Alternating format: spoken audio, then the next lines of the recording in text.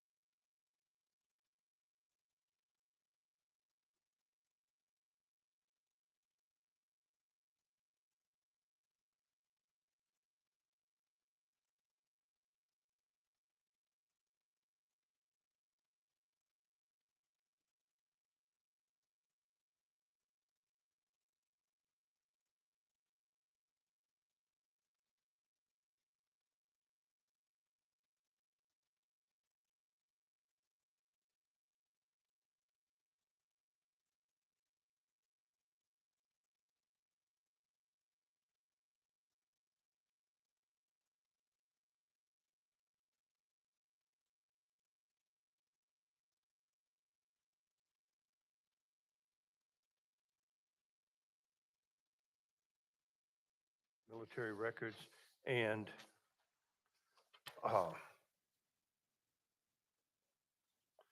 military records with a special emphasis on the American Civil War. On the American Civil War. All right, okay. Now, I used to have a good friend, I haven't heard from him in years, who was the director of the National Archives at Atlanta. And he used to give an excellent talk on National Archives records. But when it came to military records, he would refer to military records as the croutons of genealogy. He said they were like croutons on a salad bar. You really didn't care for them, but you'd miss them if they weren't there. Well, he was completely wrong. Military records are a wonderful source of information. Many a time I have cracked a case wide open. I found the answers that I needed through military records. But you have to understand the military records. You have to understand their limitations. All right, wars cost a huge amount of money, and it takes forever to pay off a war. Believe it or not, today's national debt was started by paying pensions to Revolutionary War veterans in the 1830s. And we've never paid off the national debt since then. And then the national debt was further exploded by the American Civil War and then by the United States in 2 world wars. And the list goes on and on. But basically, our national debt comes from our military adventures and our military campaigns. But for us as genealogists, it is all this debt that is the key to everything. Trying to pay everybody what is owed, which never completely happens. Paying what needs to be what is owed leaves wonderful records, and those wonderful records can give us all sorts of valuable information to help us fill out our family tree.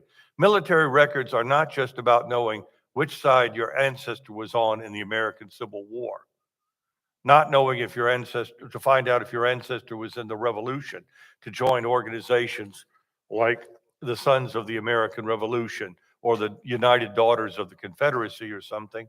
It's also a great way of finding personal information. And we'll talk about this. Now, one of the first problems that we have with military records is that the majority of people never serve in the military. And that even includes most men never serve in the military. You're just lucky enough to have been of military age at a time when there was no conflict or they didn't need you in the conflict as this goes. For example, I registered for the Vietnam draft the day before President Nixon canceled it. And I don't know how you feel about President Nixon, but there'll always be a warm spot in my heart for him. But as this is, however, there's a trick around that. And this is not just a trick in military records. This is also a trick in any genealogy that you're doing. And that is, think about the siblings. All right, you've got 9 kids. All you know about these 9 kids is they were all born in South Carolina. You don't know where or anything like that. However, one of these children was born in Lexington District, South Carolina. What does that suggest to you about where the other 8 are born? Even if you descend from one of the other, yeah, I'd go looking for this family in Lexington District, South Carolina myself. Okay. Anyway, as they say, that's a trick that also works with death certificates and other records as well. Look for, if you find information on one of the children, it may well apply to other members of the family too. And that certainly goes true with military records. Now, military records, as I say, might help you to join organizations like the UDC, the SAR, the DAR, the Society of the Cincinnati. Military records, okay, the kind of personal information that military records can give you include age, marriage, place of birth, death, etc. Seldom, though, do you find military records where you'll get the names of the parents. And of course, that's what most of the time we are looking for. But with military records, that is often not going to be the case. Although there can be exceptions, I descend from a man named Jesse Hammondtree. And Jesse Hammondtree was so much despised in the family that nobody remembered his name. They just knew that there was some terrible scandal connected with him. All right, in the 1860 federal census, I find my ancestor, Sam Tate Hammondtree, in Jesse Hammondtree's household. I have no doubt Jesse is Sam's father, but none of the kids named children Jesse, so that should tell you something right there. Okay, well, anyway, Sam Hammondtree in his Civil War memoirs, he fought for 3 years under Robert E. Lee, and he left me a memoir that's 1.5 typed pages, double spaced. But be that as it may, in that he talks about at the Battle of Chancellorsville, his brother Steve died in his arms. Okay, I looked in Steve Hammontree's Confederate service record, and who should show up demanding the money that was still owed to his son, Steve, but Jesse Hammondtree. So indirectly, I proved that Sam Hammondtree, who said that he was Steve's brother, is also Jesse's son, and therefore they're all my ancestors as this goes. Okay, so sometimes, like I say, you have to be a little creative, but in any kind of investigation, especially genealogy, being creative is how you get your answers. If I often say, if the front door doesn't work for me, there's always the chimney, the back window, whatever. And no, contrary to rumor, I do not descend from a long line of burglars. But like I say, there's nothing wrong with coming through the back door or by some other means. Okay, now, one of the myths about American military records is that all the military records are kept in the National Archives in Washington, D.C. Now, the federal government does have a lot of military records, and we're going to talk about that. A lot of military records, but particularly for the early years, a lot of records have been lost, but especially for the American Revolution. Many of the records that were in the federal government for the American Revolution were destroyed in various fires, including when the British burned the government buildings in Washington in 1814. Most of what, for say, the American Revolution you find at the National Archives is either after the fire of 1814 or it's something that was donated to the federal government to help the old soldiers and their widows prove service for purposes of getting pensions. But we have people who come to my library at Wallace State in Hansville. Professor Davis, I so wanted to join the DAR, but I contacted the National Archives and I looked through your wonderful collection of federal records from the American Revolution, and I can't find my grandpa anywhere. Could he possibly have been a Tory? And I say, certainly he could be a Tory or a loyalist, but don't give up on him just yet. Individual states for the American Revolution have records of thousands and thousands of Revolutionary War soldiers for whom there is no record at the National Archives. A very good example of that is North Carolina's Revolutionary War accounts and vouchers, which we have at Wallace State. And the originals are at the North Carolina Archives. Fabulous source. You'll find thousands of Revolutionary War soldiers' services documented in those records, and they're very well indexed, I should mention as well, and documented in those records where you'll find no other record of their service anywhere. And we have similar records, I should say, for South Carolina as well. Most of the original 13 states have that.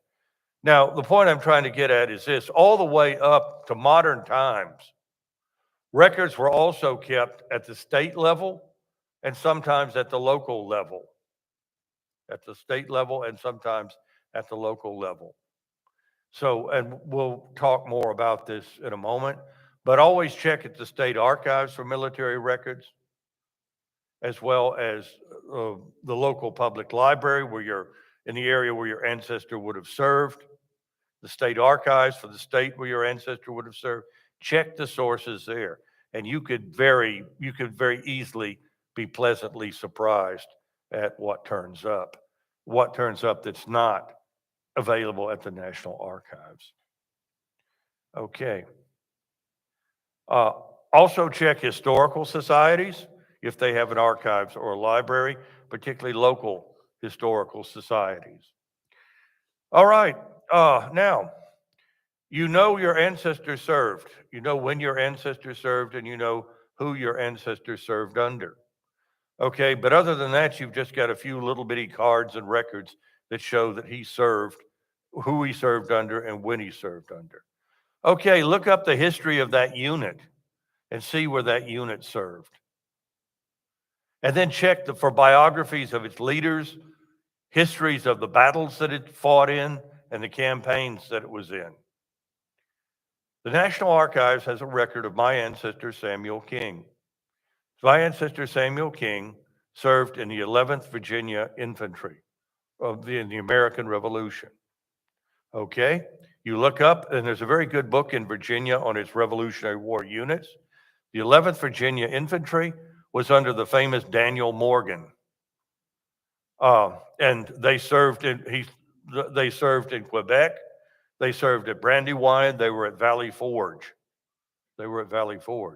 So maybe you can't find a heartbeat by heartbeat account of your ancestor's service, but maybe if you know what happened with his unit, you can see the adventures he would have had. Your Civil War ancestor, North or South, could not read and write. Your Civil War ancestor, North or South, did not leave you his memoirs, did not leave you letters written home. Your ancestor did not leave a diary of his adventures. But in most state archives and other sources, we'll talk about this more in a moment, you can look up the unit and you can find diaries and letters and memoirs written by men who were in the same unit. And would not a letter or a diary from someone who was in the same unit or in a modern conflict, a living person who was in the same unit, would that not be just as good to you or almost as good to you as if you had found it from your ancestor directly? And again, we're going to talk more about that this afternoon. Okay.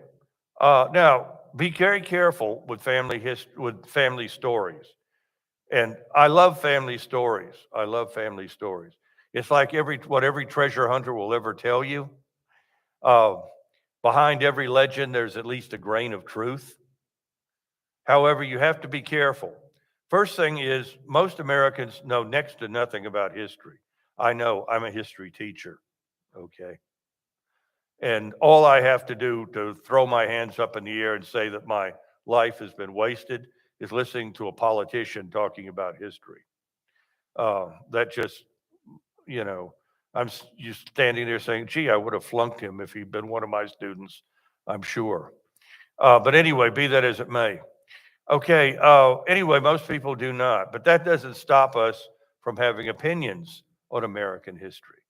So be very careful about that. Back home, some nice ladies went around the community interviewing people for family stories. And then they published the family stories. And one of these family stories had it. And my ancestor joined in the war against Spain, and he served under Teddy Roosevelt and the Rough Riders in the Philippines.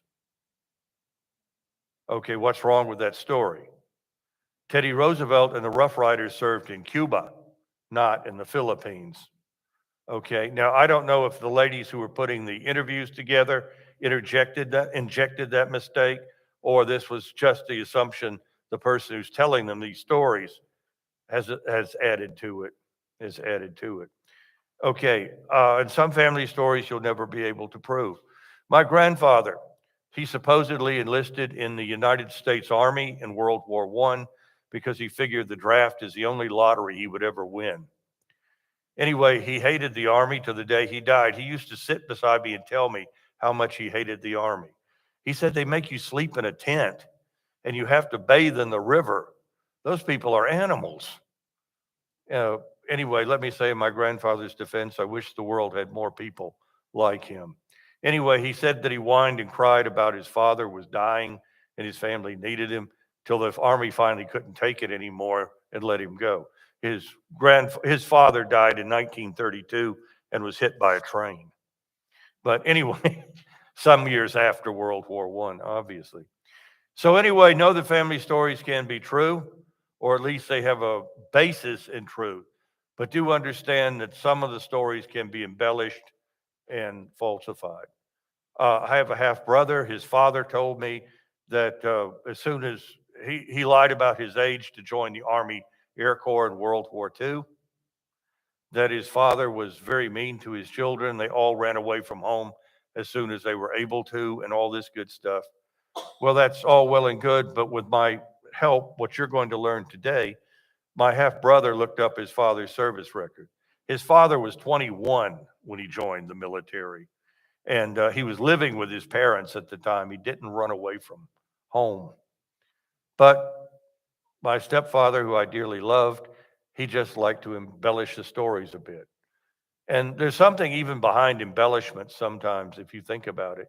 And you have to, my late friend, the great historian, Dr. E. Merton Coulter, he would read wonderful books on local histories, legends and such, like the tree that owned itself, and the story of Nancy Hart and things like that. But he would look into how a story grows and develops. So even when you know something is wrong, sometimes it's important to try to find out why it is wrong. That is how this legend was attached to the story, and all of which will make your family history a bestseller and maybe the exciting sequel to Angela's Ashes. All right, another important thing to know about military records. We had a military in this country for 100 years before we had a country. That is, this country was found shooting from day one, if you would. We had numerous colonial military conflicts. And there's most of the books on the colonial soldiers.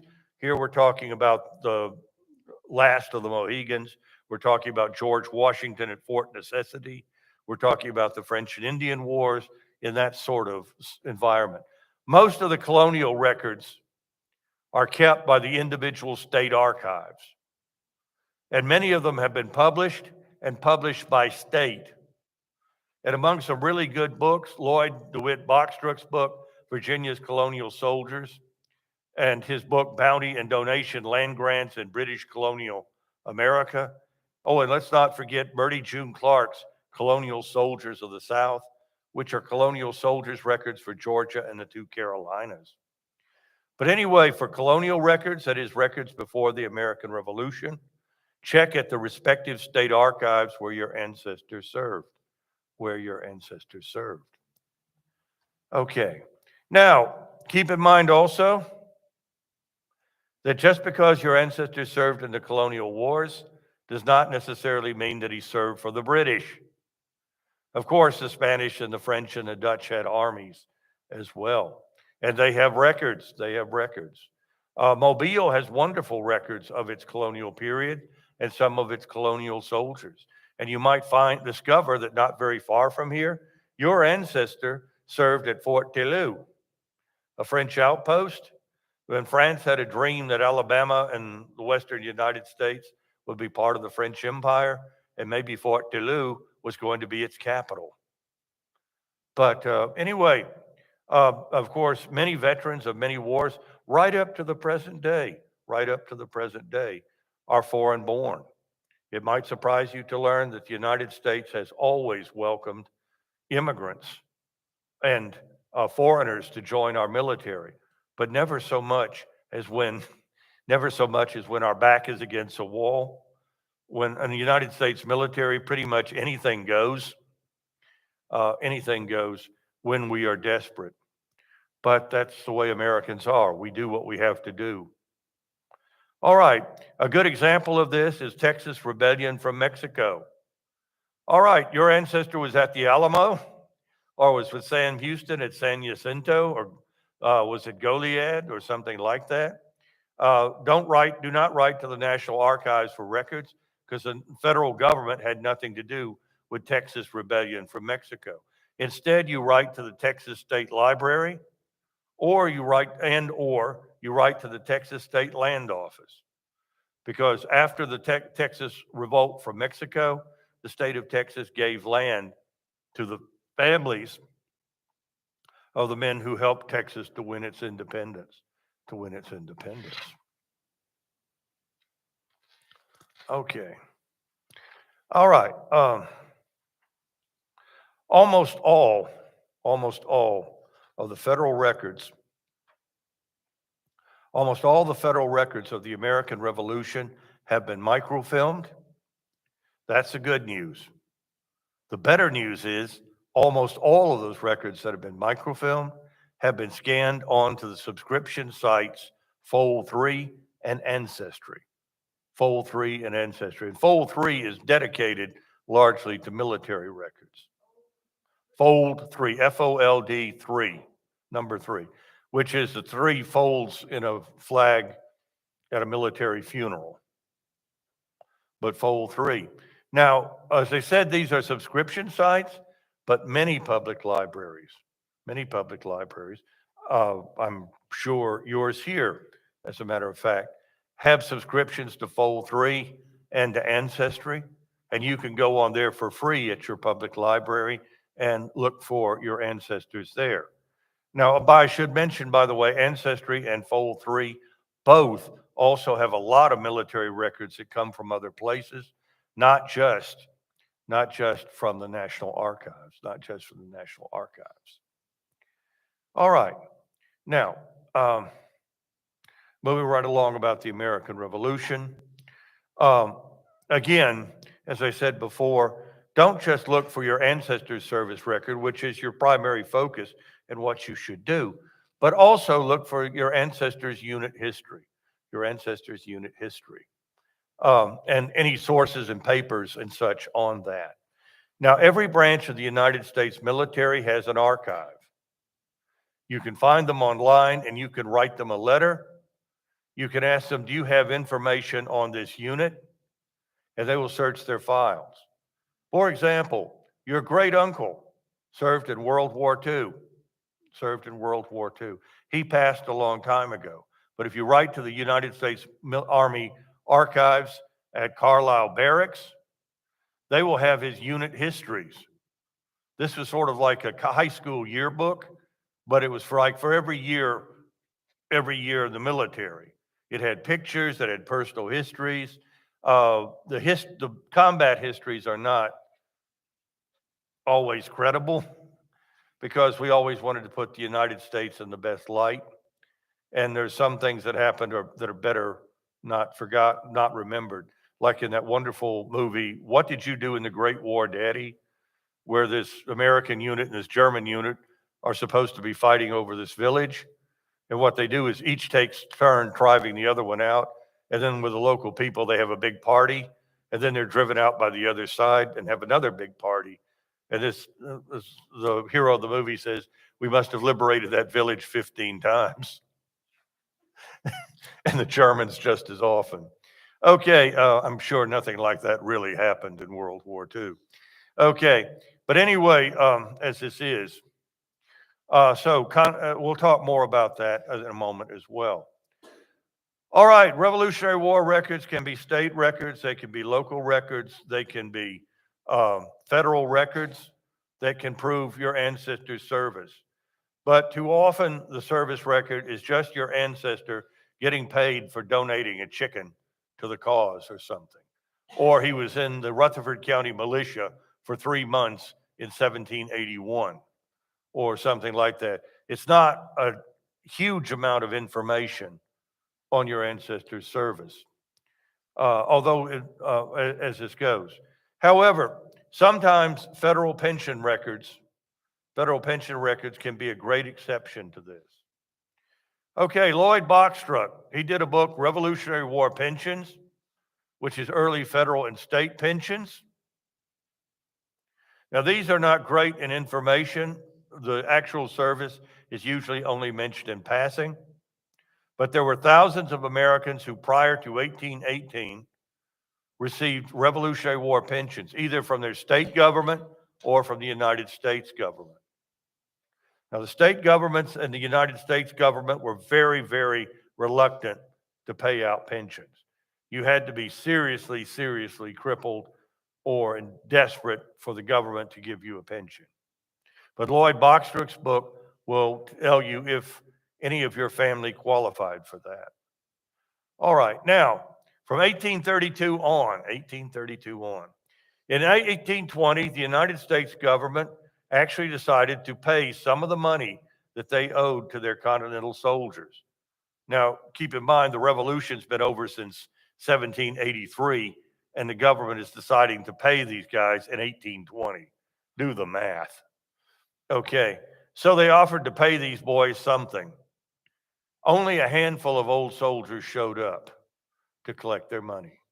So the government determines by 1832, in 1832, Andrew Jackson became the only president of the United States to retire the national debt. He paid off the national debt. In one of the few times in American history, Congress had more money than it knew what to do with. So Thomas Hart Benton and other silver-tongued congressmen got up before Congress.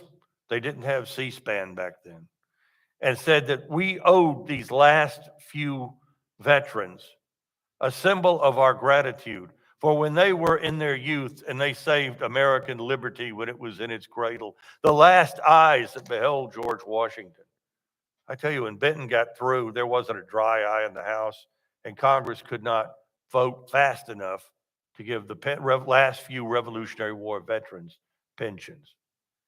80,000 pension claims were filed. This bankrupted the United States, and this began the modern day national debt with that. And then on top of that, 6 years later, what does Congress do? They give a pension to the widows of the Revolutionary War veterans. Now, that's all sort of beside the matter here. The Revolutionary War pensions have been scanned onto 1832 on, have been scanned onto the site Fold 3, and they are amazing to read. Okay, most of these old boys did not have any documents to back up their service, so instead they give you a heart-wrenching narrative of the services and sacrifices that they had.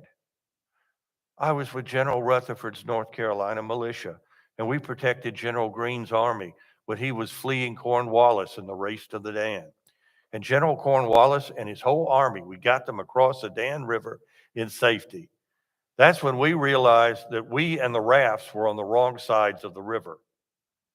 And General Cornwallis's army shows up, and they are the prettiest thing I ever saw. But we were on the wrong side of the river and no way to get on the other side. It is at that moment that General Rutherford issued those immortal words, "Follow me to the rear, boys, and be quick about it." Followed by run. Okay, now, anyway, if you're lucky enough to find ancestors who filed for pensions from 1832 on, the pensions can be a gold mine of personal information. You get you get the narrative of their service, you get witnesses who claim to know them, who might be relatives. If the old veteran dies, his widow has to give her maiden name and when and where she married the old boy and when and where the old boy died. You find all the places the family lived from the time the veteran was born to the time the veteran died. It's just staggering what comes from those pensions.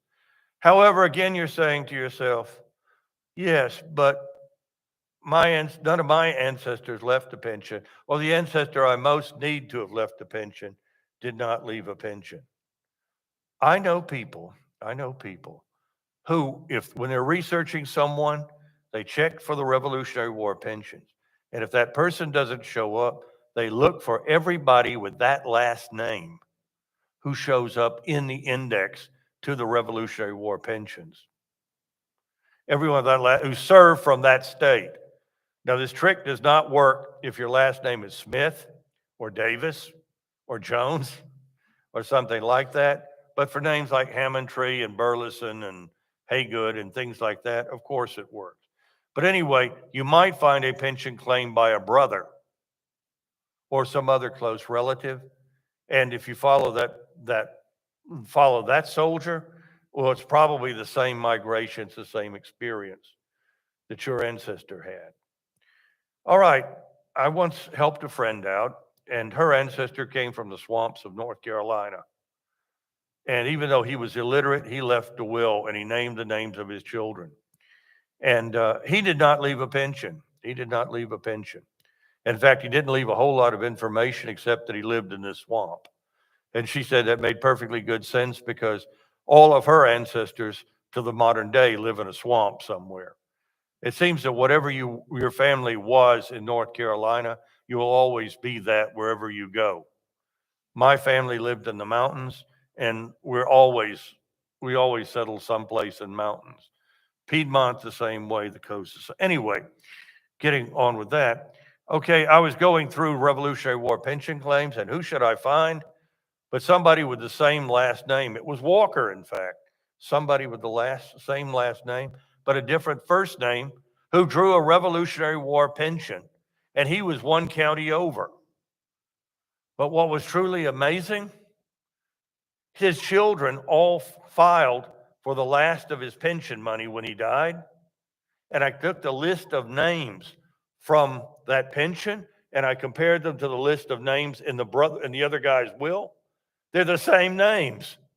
What's going on here? They're brothers. They're brothers. And both were using the old German naming scheme. The oldest child is named for the father's father. The second son is named for the mother's father.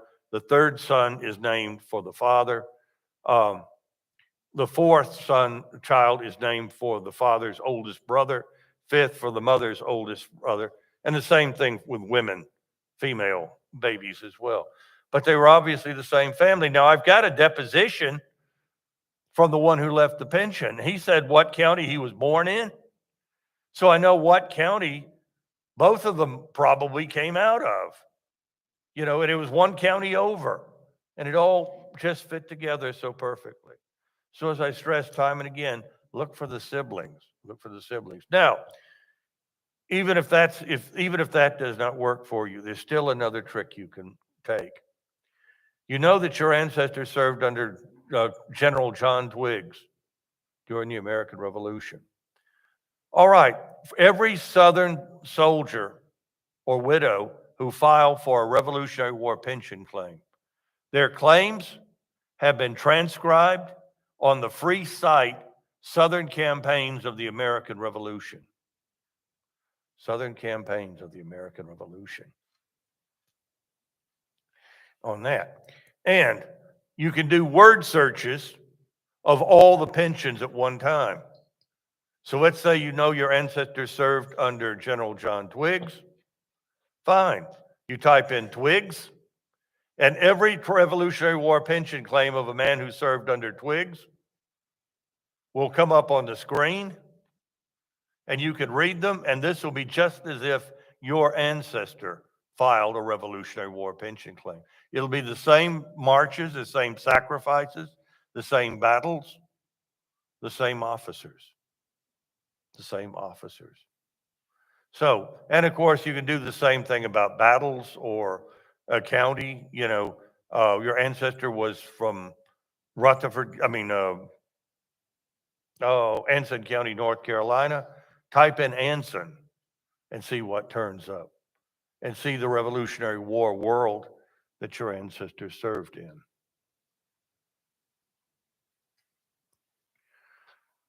All right. Now, along the same lines, state and local genealogical journals, they love to publish Revolutionary War documents, and they love to publish obscure documents. Some piece of paper that was found stuffed in the back of a desk in the Anson County Courthouse, and it has names on it and it has value to genealogists. They will publish that. And anyway, most state and local genealogical journals are reasonably well indexed, but even when they're not, you can go through the table of contents pretty quickly and find the articles that are of interest to you in your family history. But state and local genealogical journals love military records because military records tend to be brief and to the point, and to be very popular. Many states like Alabama have books of Revolutionary War soldiers who settled in the state after the Revolution. Alabama has an excellent book on that.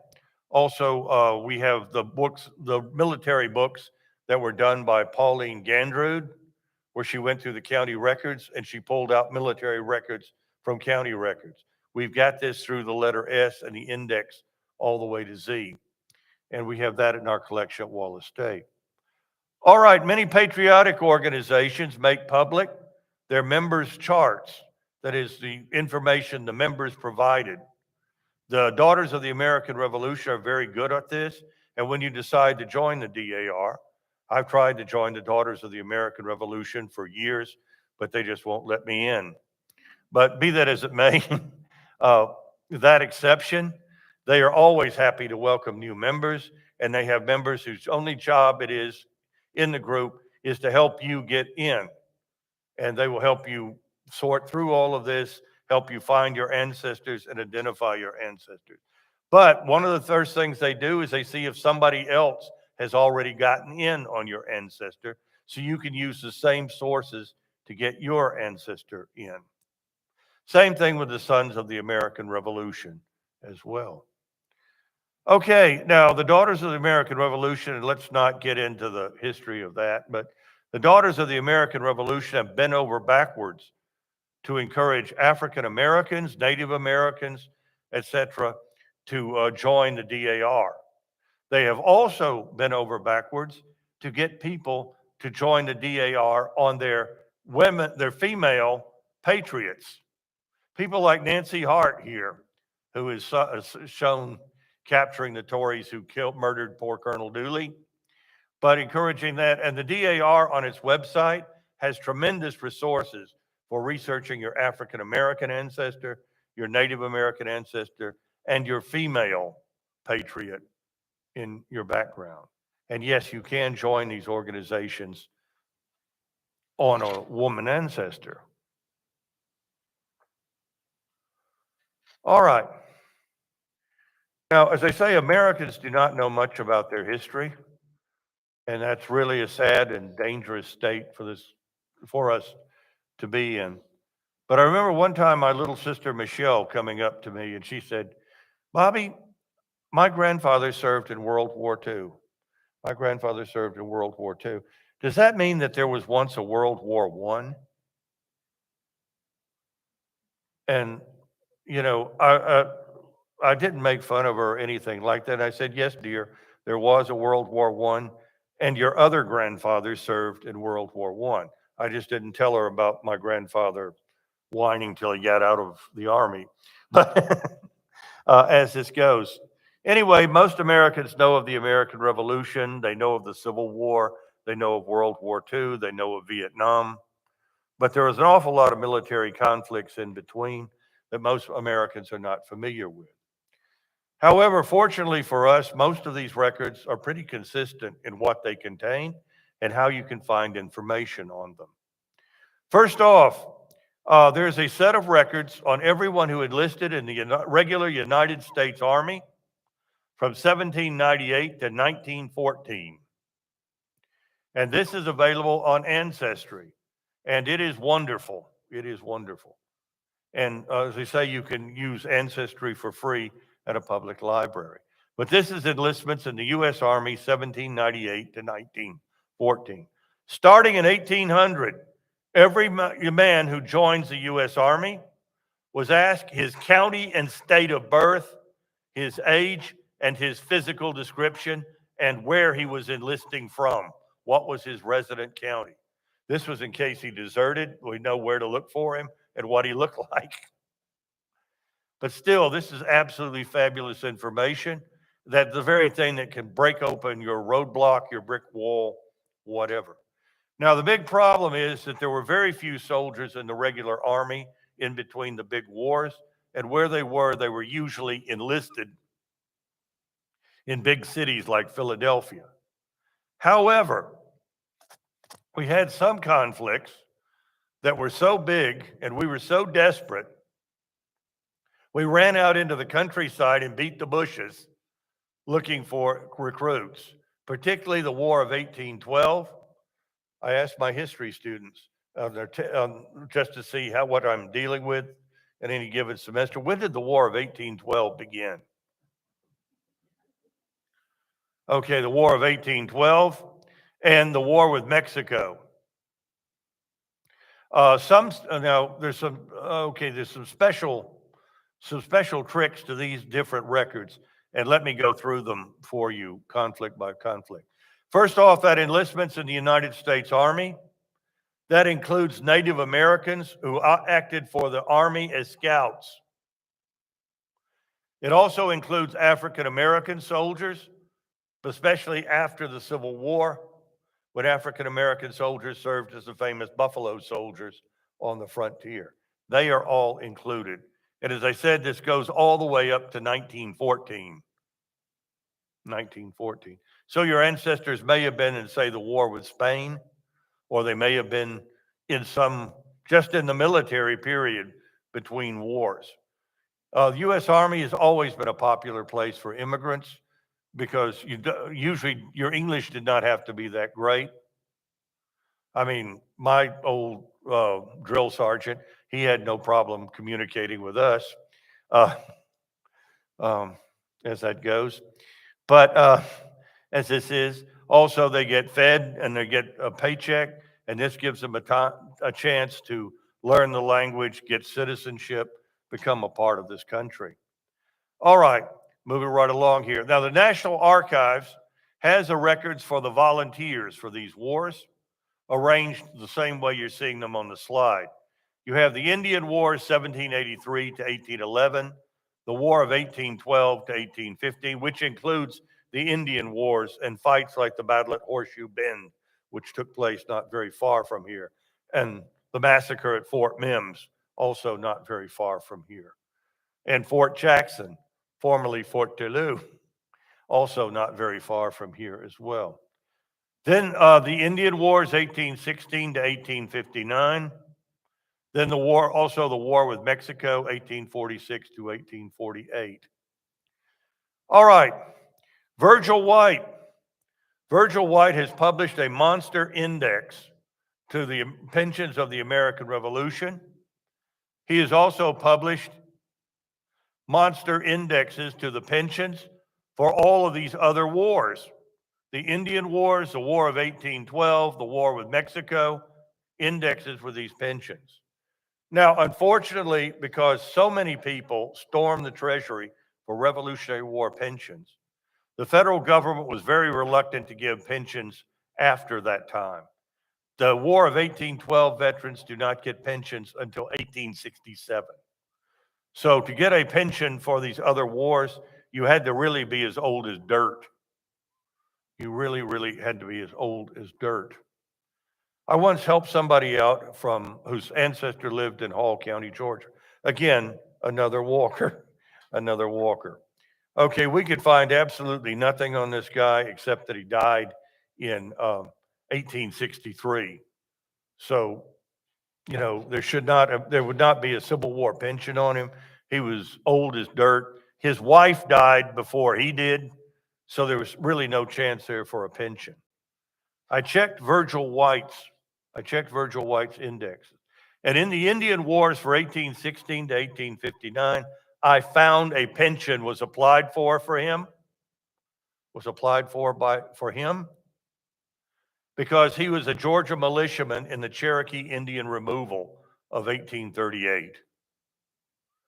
Now, this makes absolutely no sense to me, so I immediately called my friend, collect, of course, and told my friend about it, and she said to go ahead and buy it, get her the pension. And so that's what I did for her. She sent me a check, of course, before I sent for the pension application. Anyway, we got the pension application. Turned out the whole family did not know that in his last years, he married a girl young enough to be his granddaughter. And she was still around in 1906. And in 1906, she applied for a pension for his military service. All right. What did the pension say? It gave me his county and state of birth. It gave me when he was born. It gave me the maiden name of his first wife. The second wife remembered it because she was a flower girl or something at the first wife's wedding. When the first wife died, her marriage license to the old boy, and when and where he died, of course, his military service. And then the kicker in the deck.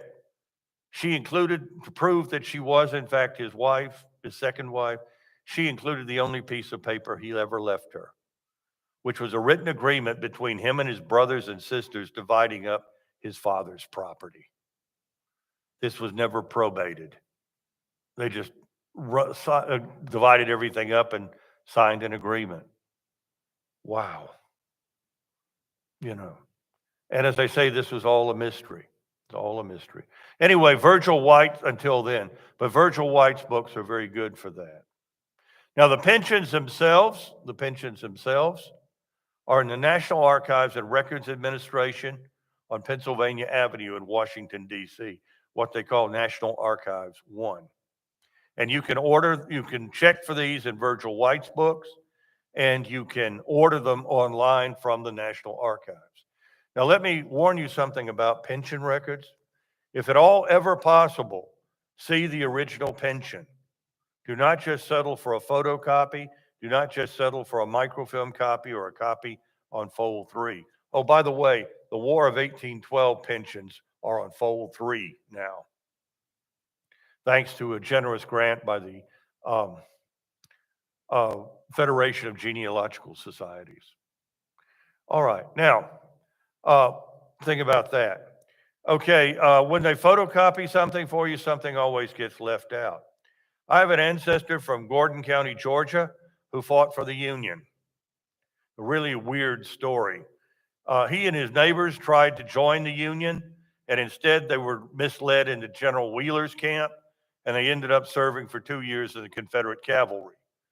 Then they deserted en masse and joined the Union Army and became a cavalry company in the Union Army. Okay, everybody in the family has a copy. My ancestor died of smallpox during the war.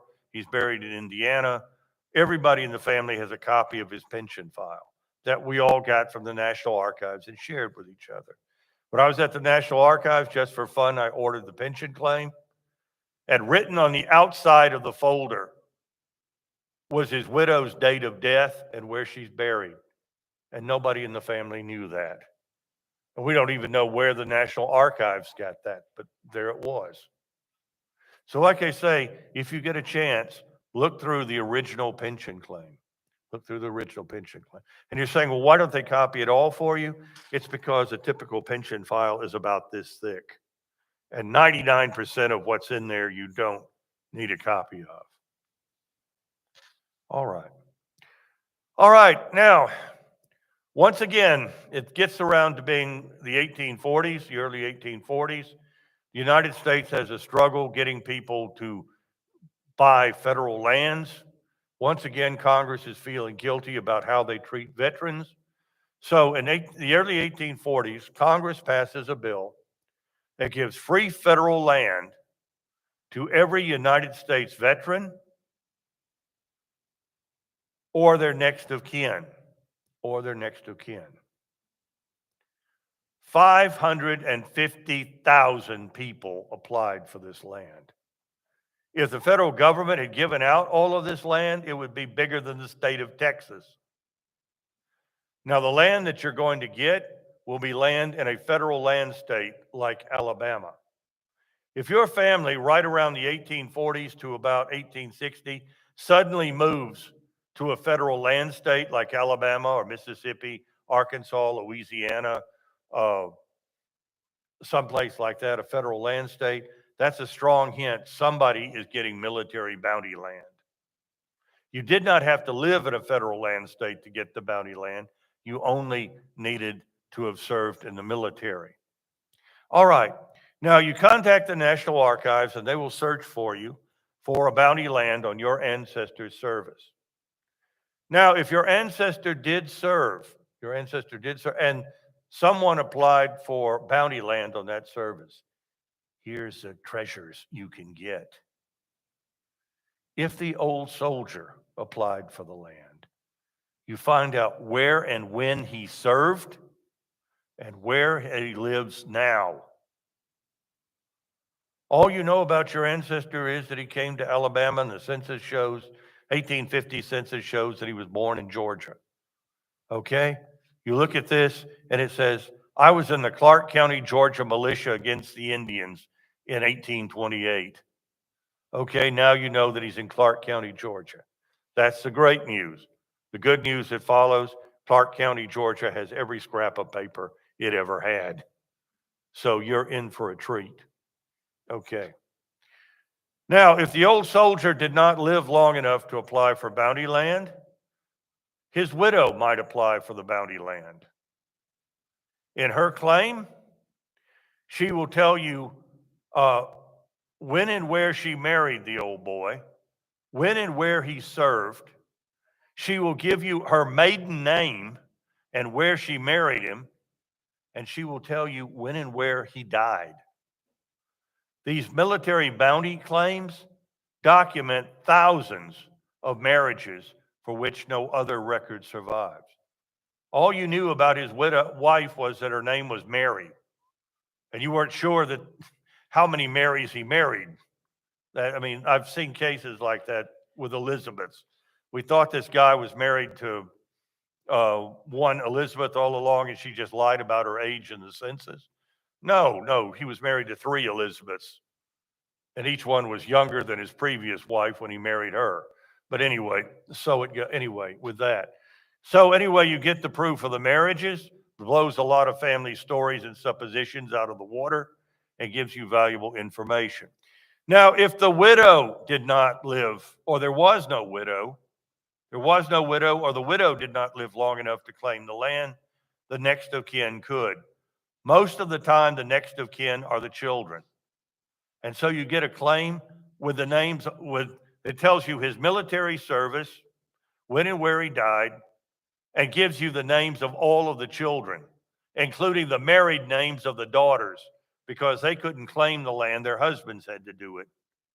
So again, thousands more marriages are documented through these bounty land claims. Okay, now, the National Archives also has service records, but for volunteer soldiers, which was sort of like the National Guard back then, sort of a temporary National Guard, the service records usually are not a lot of information. They just show that your ancestors served. Now, the good thing, if you've got access on Fold 3 or something to the service records, the good thing is you find 3 or 4 people in the same company who have the same weird last name. For example, you got one company of 64 men who are going off in the Indian Wars, and 4 of them are named Knox. What is that telling you? Probably all 4 of them are some kind of kin. So maybe you should be looking at the others, if they're looking at the others. And in fact, if you keep looking at these records long enough, it's kind of like what Nietzsche said about if you stare into the pit long enough, the pit starts to stare back. Okay, you look at the census records and the military records and all this stuff, and you just keep seeing names that keep appearing over and over again, maybe you should look at those people too. They could be in-laws. They could be cousins. And they can be valuable information, even if they're no relation at all. They just like to hang around with your family and follow them wherever they go. Or maybe it's the other way around. Your family is following them wherever they go. Okay. And again, often state archives and genealogical state archives have special sources for these conflicts. Often genealogical journals will publish muster rolls and things like that for these conflicts that can contain valuable information. Valuable information. All right, the American Civil War. Now, believe it or not, I actually teach an entire class just on the Civil War, and I taught that just a couple of weeks ago. But just on the American Civil War, so we can't go into the same detail, but do look at your handouts for the Union and for Confederate service. There we do go into detail. The American Civil War was of such interest to people, including genealogically, that there are mountains of sources available for the Civil War that are not available for other conflicts. More books have been done on the American Civil War than on any other subject in English, including the Bible. And we live in the golden age of Civil War research where there is so much good stuff available to us to help us find Grandpa than we ever had before. All right, the American Civil War went by many names. Do not be confused. It was also called the War of the Rebellion. It was called the War between the states. The most politically correct name for it would be the War of Southern Secession. It was the old Civil War veterans, North and South, referred to it as the late unpleasantness, like it was a pneumonia outbreak or something, as this goes. And of course, we Southerners like to call it the War of Northern Aggression. All right. When you were going to history class, your teacher said some 600,000 men died in the Civil War. We now know that probably more than 2 million lives were lost as a result of the Civil War, which in a country of only 35 million people at that time, that is a staggering loss. Okay, now, there are many, many good books on the Civil War, whatever you want to know about the Civil War. There are books on Civil War artifacts and Civil War weapons. There are books on Civil War cooking. You know, I never knew that one of the many different things you could do with mule, but it's there for you, or ways to, serve chicken tartare or something like that if you're really hungry. There are books even on speaking Civil War, what the terms were that they would have used back then. African Americans served in both militaries, and both sides have African American compiled service records at the National Archives. And for anyone who wants to say African Americans who served in the Confederate Army were just feeding the mules and servants to the officers, well, many of the African Americans who served in white federal units were servants as well. However, there were 200,000 African Americans in both federal militaries during the Civil War, and they have the same wonderful records, including pensions and pension files and service records and things of this sort. Native Americans also served in the Civil War. Ironically, most Native Americans, East and West, fought for the Confederacy, although some did fight for the Union. One Native American who was at Appomattox, General Lee supposedly turned to him and said, "You're probably the only real American in this room." To which he didn't reply because how do you answer that? Okay, anyway, it is even believed to be as many as 400 women who dressed as men and joined the Union Army, some of whom went on successful speaking tours after the war. I would have loved to have heard them explain how they got away with that. Okay, anyway, there are many, many good books. There are books and records and other sources on Civil War cemeteries and Civil War prisons. At Wallace State, we have an excellent collection of books on Civil War prisons, North and South. And some states like Georgia, Mississippi, and Virginia have books on Civil War cemeteries. All right, during the American Civil War, Congress formed a committee on the conduct of the war. This committee started during the Civil War, and it's still going strong today. They really crank it up, though, when this country is in war. And they authorized the creation of a monster set of books about the American Civil War, North and South. And this is called The War of the Rebellion, Official Records. It is 158 books. And 158 books. And on your handout, if you will, you can go to a site called Hathy Trust, H-A-T-H-I is the first word, and trust, T-R-U-S-T is the second word. It has millions of books scanned onto its site that you can word search, and this includes The War of the Rebellion. The War of the Rebellion. It has a naval companion series that is also online. As this goes. The National Archives and Records Administration has published numerous books to help you with the War of the Rebellion. It will help you with, like the official atlas of the Civil War that we'll talk about in a little bit. The indexes can be searched by unit. So you want to find out what the 35th Alabama did during the war, you can go to the index to the War of the Rebellion, look under Alabama, look under infantry, look under the 35th, and it will tell you all the places that it has been. It was. All right, many years ago, the Broadfoot Company, which publishes a lot of good books on the Civil War, they published a 100-volume supplement to the War of the Rebellion.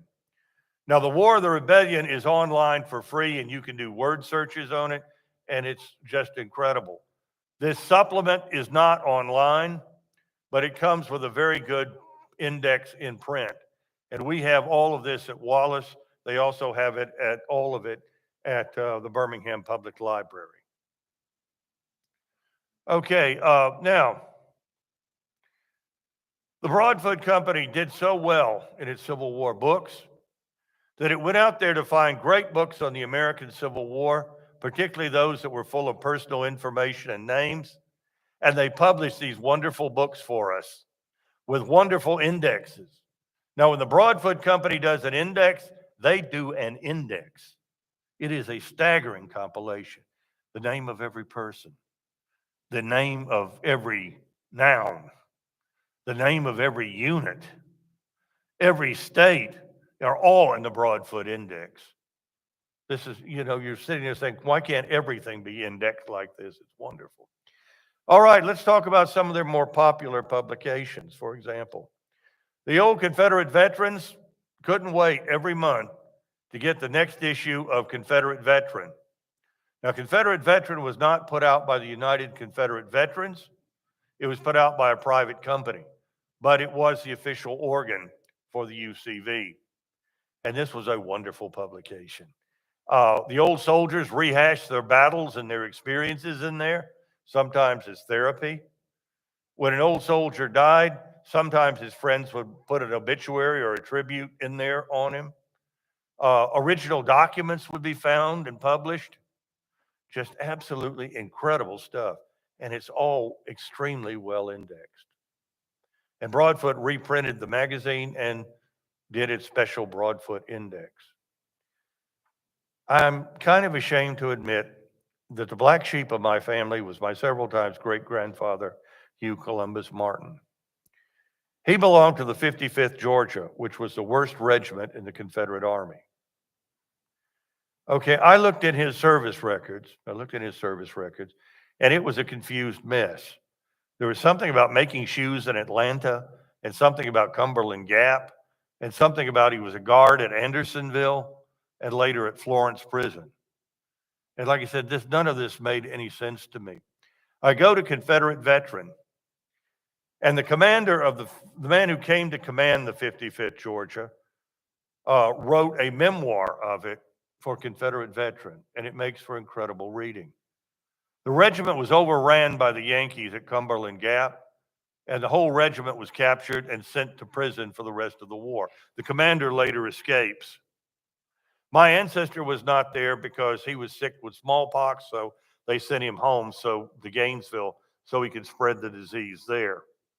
While he was there, he married my several times great grandmother, and the ring bearer was their son, who was a year old at that time.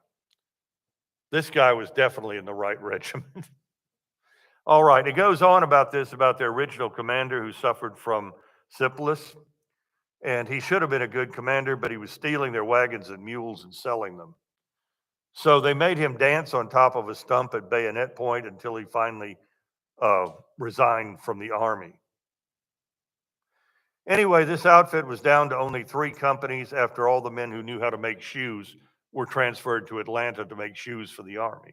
The rest of them were sent to Andersonville. They were never guards at Andersonville Confederate prison because they let it be known that if they were ever put on the wall guarding prisoners, they would open the gates and with the prisoners escape to General Sherman's army. This outfit was so bad that when the other Confederate regulars left Andersonville, they were left behind. The Confederate army did not want them. Anyway, when Andersonville was abandoned, they went on with the prisoners to Florence and these other prisons. Okay, as this is. But there's more to the story, but it is just too depressing. Anyway, particularly with as far as my ancestor was concerned. But how did I put all of this together? I put it all together because of this article in Confederate Veteran. And you can find the most amazing things there. You can find out things about your ancestor or his close relatives you never knew about. Okay, Confederate Veteran was one of these. Another that they did. In 1898, this publisher decided that he was going to make a fortune by publishing this series of books on the Confederate States of America, and called Confederate Military History is the name of the series. Every state got one volume. The Confederate Navy got a volume. The Confederate Secret Service got a volume. And yes, you are allowed to read the Secret Service volume. Okay, but everything got a volume. All right, they sell these in 1898. Every state got a volume, etc. 1898, this is published. This stuff sells like air conditioning to Eskimos. Just nobody's buying it. So then they come up with a clever plan. They will reissue the books in 1900, but they will include a section with biographical sketches of prominent Confederate soldiers. Now, how does someone qualify as a prominent Confederate? Somebody in your family was willing to buy a copy of the book. And so anyway, Alabama's book has over 400 biographical sketches in the back. Georgia's has over 600 biographical sketches. And they're just chock full of wonderful information. And again, this has a Broadfoot index to it. I believe I published in the Alabama Genealogical Quarterly of the 400 Alabama biographical sketches found in the Alabama volume. I know I published the Georgia one as well, but anyway, you don't have to just get to the Broadfoot edition of Confederate Military History and then look at the Broadfoot Index at the end of the series. All right, now, we'll move right along about this. The National Archives and Records Administration has the Union records and the largest collection of Confederate records. Guides to these records and others is Henry Pudney Beer's book, The Union. Many National Archives Civil War microfilms are indexed and have been scanned onto Ancestry, Family Search, and Fold 3. Many libraries have Ancestry Library and Fold 3 for use by their patrons. Family Search is a free website. It's put out by the Church of Jesus Christ of Latter-day Saints, and it's open to everyone. All right, after the Civil War, the years go by, and the poor old soldiers need proof of their service in order to get Civil War pensions, North or South. All right, in the northern states, individual adjutant general's offices scrape through the records and published as complete a records of their state adjutant general, of their Civil War soldiers as they possibly could. As they possibly could. Okay. Now, on that. And the wonderful thing about it is sometimes these published rosters by the northern states contain information not found anywhere else. You go to your ancestors' National Archives compiled service record, and you find out that he disappeared at Chancellorsville. You don't know if he died there. You don't know if he was captured, deserted, what happened. He just disappeared. You look at the Adjutant General's reports for his state, you look him up, and it says, died at Andersonville, April 1864. You find valuable information like that. Okay, we have the Adjutant General's reports on microfiche at Wallace State by state. Also, there's a site for Andersonville prisoners that is maintained by Carol Lundquist. Her late husband compiled from the Adjutant General's reports all references to prisoners at Andersonville. He discovered that over 600 of the prisoners at Andersonville are buried under false names. At Andersonville, if you were a prisoner, if you lied about your name, you could get a second ration each day. And so some of them apparently were, as I said, buried under the wrong name. And I'd like to think some of them were buried under the wrong name because they didn't want their families to know that they died at a place like Andersonville. Just as I'm sure many Southerners did not want their families to know that they died at Camp Douglas or Elmira or some of the other horrible prison camps. Okay, now anyway, so this is going on and this is getting to be a real problem. So Congress allocates money to the War Department. Create compiled service records, that is files. A compiled service record is a file, that's all it is. It's in a big envelope. On each of the Union soldiers who served during the Civil War. This will help the old boys to apply for their pensions or their widows to apply for their pensions. Okay, anyway, they start to work on this and go to town on it. All right, they succeed in doing a compiled service record for each federal soldier. However, they were so worried that the money was going to run out, they did not include a lot of the records. In your handout for researching a Union soldier, I list for you all the many records that are not in a Union Civil War soldier's service record. They only put the minimum in there for purposes of proving your service for a pension. And so there's a lot of stuff in a Union Civil War service record that are left out. And that includes for Southerners who joined the Union Army. And we'll talk more about that. Okay, as this is. Okay, the War Department did the Union soldiers. Then they did the soldiers of the American Revolution. Then they did the soldiers of the War of 1812. Then they did the soldiers of the war with Mexico. Then they did the soldiers of the Indian Wars. And while this is going on, the war with Spain was fought, and they did compile service records for the war with Spain. Finally, the money still kept coming, and as far as I know, the money is still being paid out for this in Washington to somebody. I don't know. But anyway, for the war with Spain. Finally, the money is still coming, and in desperation for something to do, these clerks finally did the Confederate compiled service records. Now, if that makes you angry, well, get over it, because by then they knew what they were doing, and the Confederate compiled service records are the very best. They are so much more complete than the Union Civil War service records.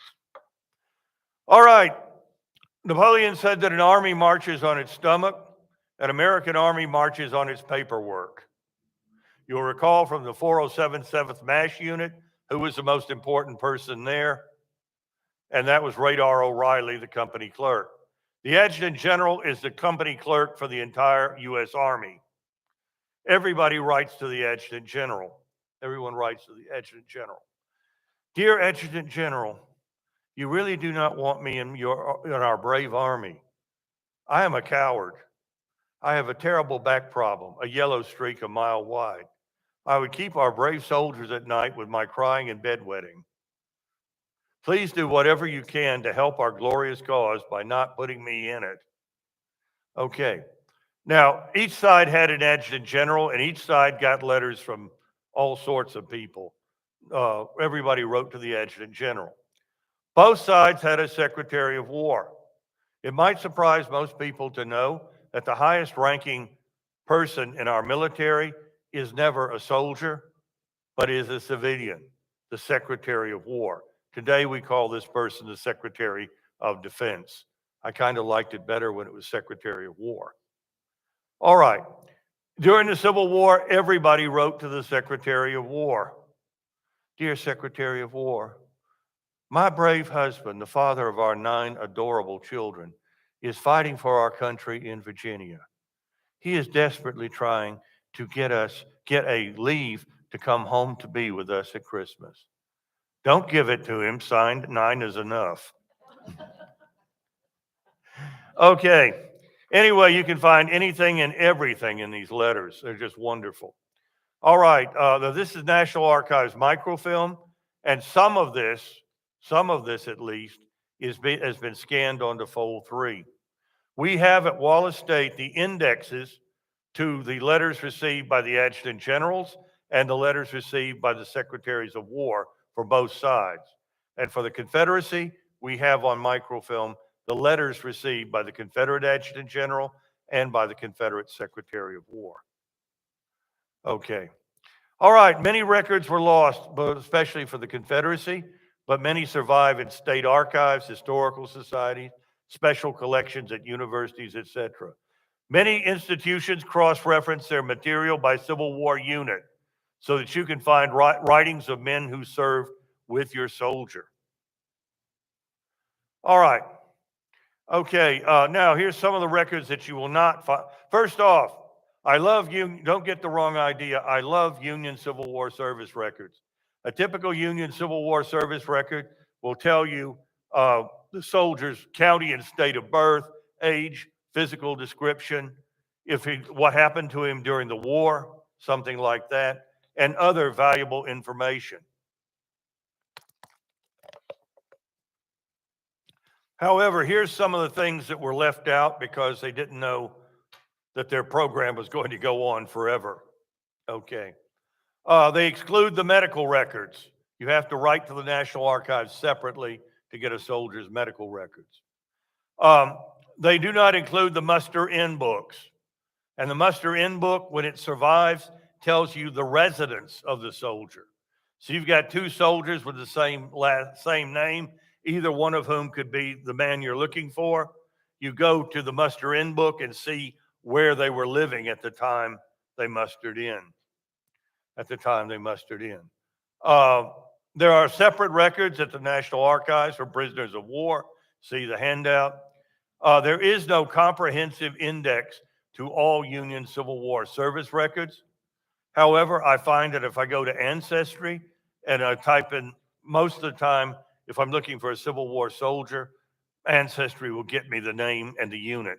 And the name and the unit is all I usually really need to find the records. Ancestry has the federal draft records from the Civil War. The Confederate draft records have not survived.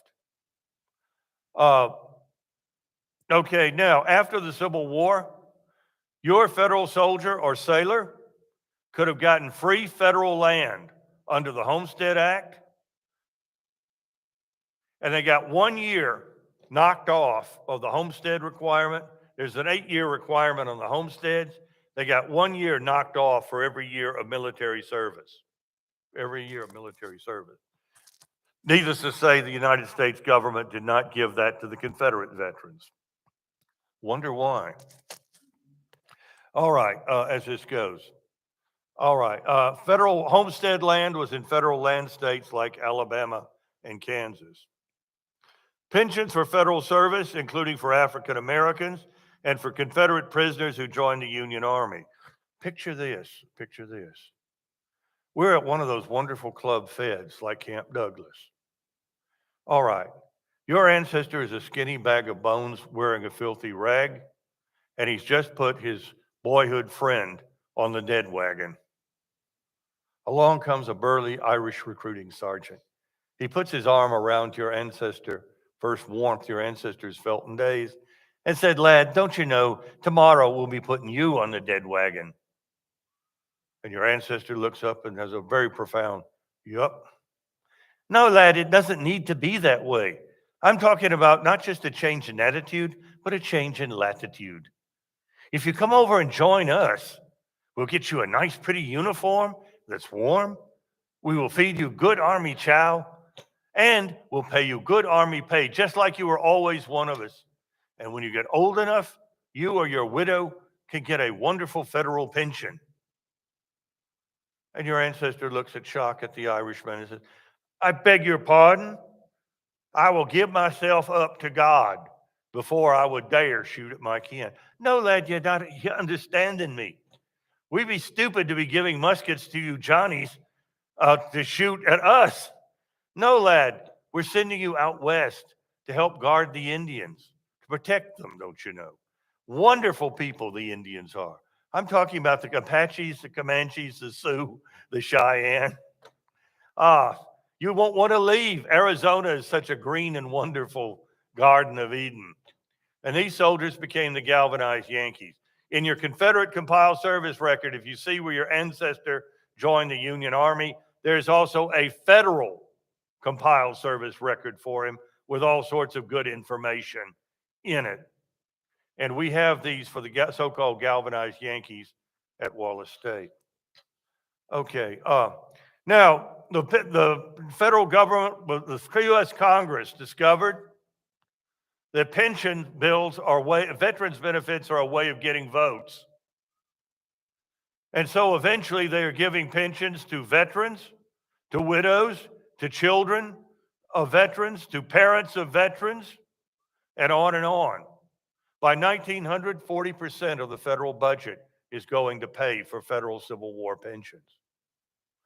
The Cowardly Lion in The Wizard of Oz represents the federal Civil War pensioners.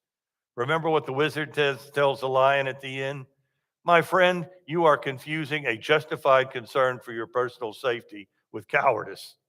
Why, where I come from, every year men put on their uniforms and they march down the street, and they have no more courage than you do.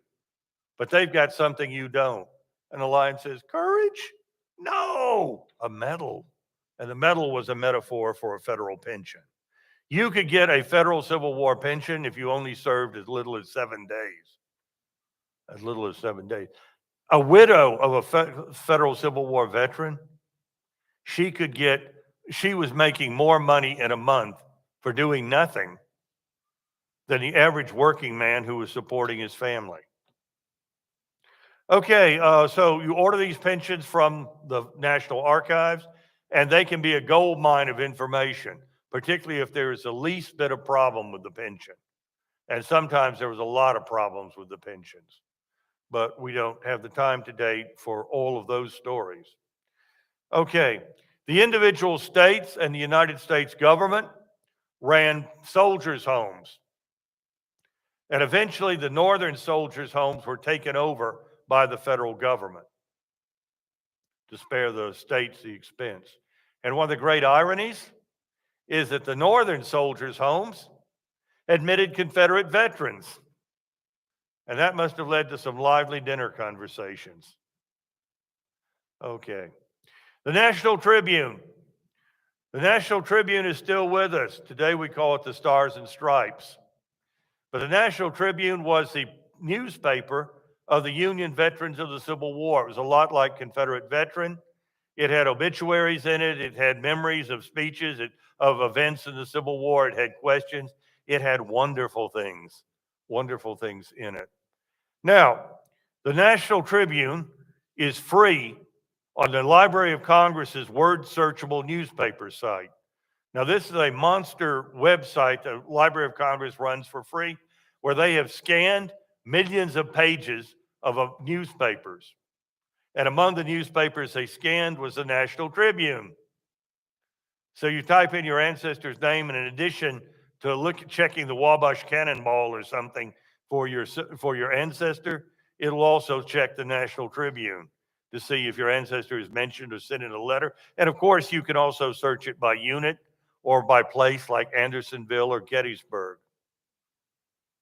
And this is the Library of Congress's free newspaper site called Chronicling America. All right, let's talk about researching the Confederacy. Henry Putney Beers did a wonderful book called The Union, which tells you in glorious detail the records of the United States Union service in the Civil War. He did a companion volume called The Confederacy. Okay, now what Beers does in both books, and his books are fabulous by themselves, but they go a step further. He asked every major archives in the country if they had any Civil War records, Civil War government records. And in both the Union and in the Confederacy, if there are other records in another repository, he tells you about them in the book. But anyway, Henry Putney Beers, the Union, Henry Putney Beers, the Confederacy. All right, now, in addition to the literally tons of Confederate records that the United States government seized at the end of the war, the National Archives also has some very special sources. The Citizens File. The Citizens File is about 2,000 microfilm reels. 2,000 microfilm reels of private individuals and companies that did business with the Confederacy. They have an index of the big companies, but not the little guys. And of course, it might be your ancestor who's one of the little guys. I looked up my ancestor, Jonas B. Davis, and he was a blacksmith in Hall County, Georgia. And he's asking for an exemption for his 3 sons from the Confederate draft, because they're the only blacksmith in the county. And so the county would really be suffering if they left. His oldest son is his partner. His second son is his apprentice. And the third son, who's my ancestor, is sweeping up the floors. Okay, that's all well and good, but his 2 oldest sons were drafted in anyway. And one of them disappeared into the smoke at Baker's Creek, and the other is buried at the federal prison at Fort Delaware. Okay, but anyway, the Citizens Files, well worth taking a look at. Now, as I said, there are 2,000 reels of microfilm. I've got some good news and some better news. First, good news is the files are in alphabetical order, and we have them at Wallace State. Second good news is that they are on the free genealogical website, Family Search. The free site, Family Search. All right, when the War Department got through creating the Confederate Compiled Service Records, they found that they had a few records left, about 475 microfilm reels of records left. These were records of Confederate soldiers that they could not match up to a unit. So what do they do with it? They put these records in alphabetical order, and we have them on microfilm at Wallace State. They may also be on Fold 3, I don't know. You might want to check on that. Okay. Now, for those of us who have been in the military, we know what the Provost Marshal is. The Provost Marshal is in charge of military security or military police. Okay, a really good Provost Marshal is somebody who is mean as a snake and trusts no one. During the Civil War, the Union had the most effective Provost Marshal in its history, Marcelina Patterson. This guy was vicious. He told his Provost Marshals to gather up any Southern papers they could get their hands on to be used in mass trials of Confederates after the war. Okay, so we have those records, about 1,200 microfilm reels of it at Wallace State. Very well indexed and very easy to use. And you can find almost anything imaginable in those records, including records of civilians too, I should add, including records. Some states, okay, we've talked about the cemetery records already. All right. Okay, Confederate pensions are a little complicated to explain. The United States government did not give pensions to Confederate veterans and widows until 1953. At that time, there was one Confederate veteran. He'd been a boy who watered the mules, and there were 12 widows. So who gives pensions to Confederate veterans and widows? And the answer is the individual states. Each of the 11 Confederate states, plus the states of Missouri, Kentucky, and Oklahoma, also gave pensions to Confederate veterans and widows. Now, the operative word here is resident Confederate veterans and Confederate widows. Your ancestor served in the 3rd South Carolina Heavy Artillery, but his widow lives in Alabama after the Civil War. It'll be the state of Alabama, not the state of South Carolina, that gives him his pension.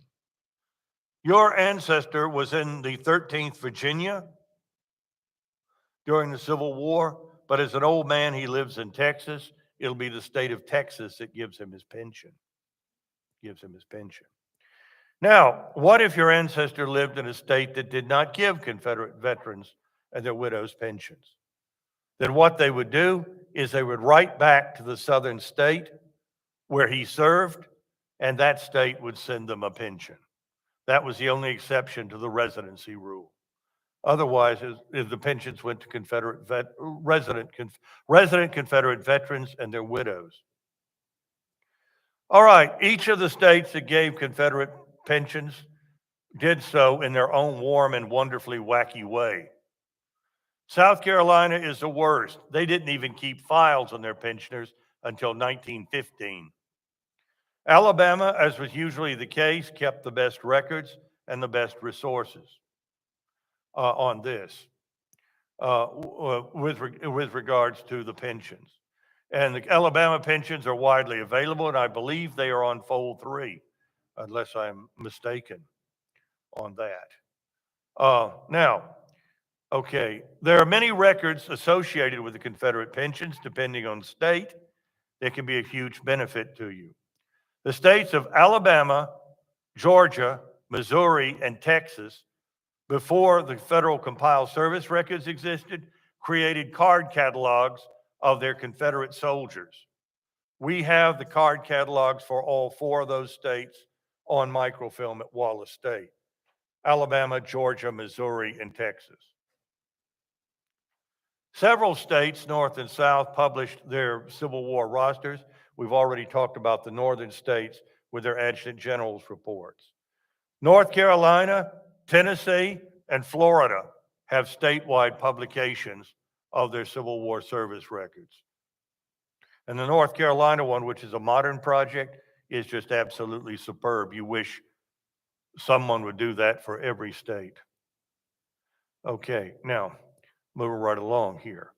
Okay, each state archives that gave pensions, the state archives of each state that gave pensions, also has letters received from by their pension office, and usually it's from someone who can't get a pension, who's pleading with them to give him a pension anyway, trying to provide additional evidence, things of this sort. There are annual lists of pensions at each state archives, and if you don't know exactly when your Civil Confederate ancestor died, go through these annual pension lists, county by county, by the county he lived in, until he or she drops off the pension list. That's usually a pretty good clue as that's when they died, when they're not being paid anymore for their pension. Okay. Okay. Okay. Only Georgia. I say only Georgia and Texas. Georgia, Tennessee, and Texas have published records of the soldiers who stayed at their soldiers' homes.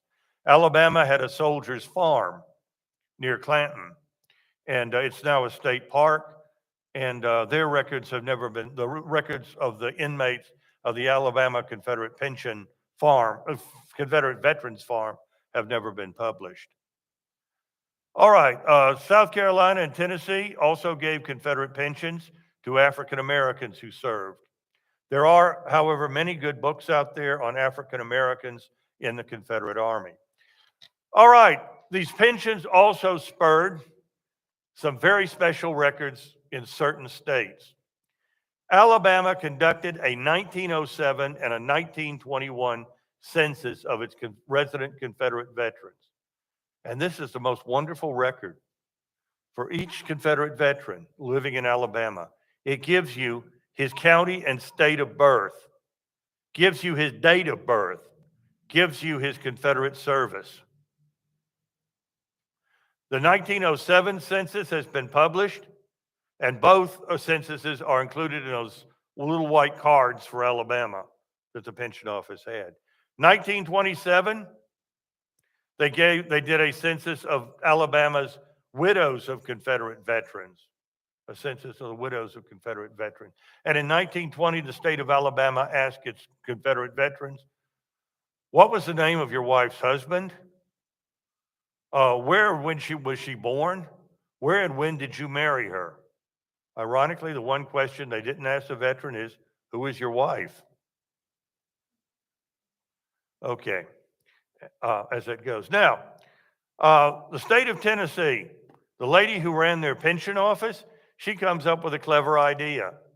She sends a genealogical questionnaire to each of the veterans getting a pension from the state of Tennessee or from the federal government and living in the state of Tennessee.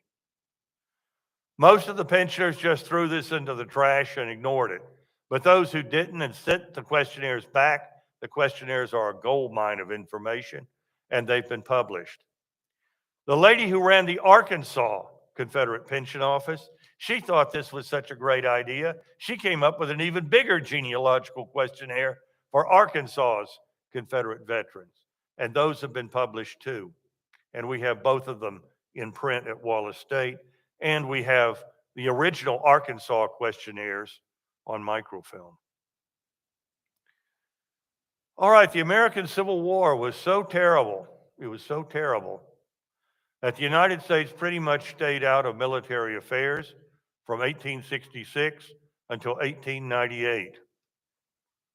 The war, and even then, we had problems with the war. Most of what goes on in that period of time, well, actually, most of what goes on from 1866 to 1917 is minor. Well, I guess it's not minor if you were there, but campaigns against the Indians, things of that sort. Now, if you go to the Alabama Archives, or you go to Lynn Henley Park across from the Birmingham Public Library, you will see a statue of an Alabama soldier, and he's wearing a floppy hat, and he's wearing an ammunition belt. He's carrying a strange-looking rifle, and he has boots and leggings on. And when you look at the statue, it says, in memory of the Alabama soldiers of the war with Spain, the Philippine insurrection, and the Boxer Rebellion. Alabama has a proud tradition in its National Guard, and we still do today, but the National Guard has a motto, first in and last out in any American conflict, and sadly that is true. All right, 1898, the United States goes to war with Spain. The Alabama National Guard is right there in the thick of it. They had some idea that because we lived so far to the south, Alabamians were immune to malaria. Yeah, I know that's laughable, but that's what they thought in the War Department. Okay, anyway, the Alabama National Guard is in the Philippines when we took it from Spain. When we freed the Philippine people from Spanish rule, the Philippine people decided they wanted to be freed from our rule. And this became the Philippine insurrection. We finally ended when we cut a deal with the Philippine rebels that we would give them everything but independence, and we would give them independence in 1945. And the reason it took until 1948 is the Japanese invasion. But Americans and Filipinos fought side by side against the Japanese. Okay, now while the Alabama National Guard is fighting against in the Philippine insurrection, the Chinese rise up, and in their hands to heaven rebellion, determined to cleanse China of all things Western. Anyway, we didn't understand any of this, particularly when they're attacking us with judo, which we didn't know what martial arts were. So anyway, we just called it the Boxer Rebellion because they were always doing this stuff with their hands. Okay, we called it the Boxer Rebellion. Anyway, as this goes, and the Alabama National Guard was in the thick of it.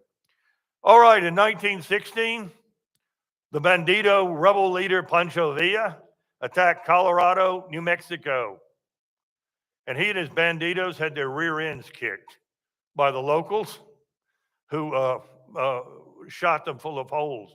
However, the American people were so upset that we occupied Mexico, a third of Mexico, for 6 months. And as far as we know, our military never even saw Pancho Villa. But again, the Alabama National Guard is in the thick of it.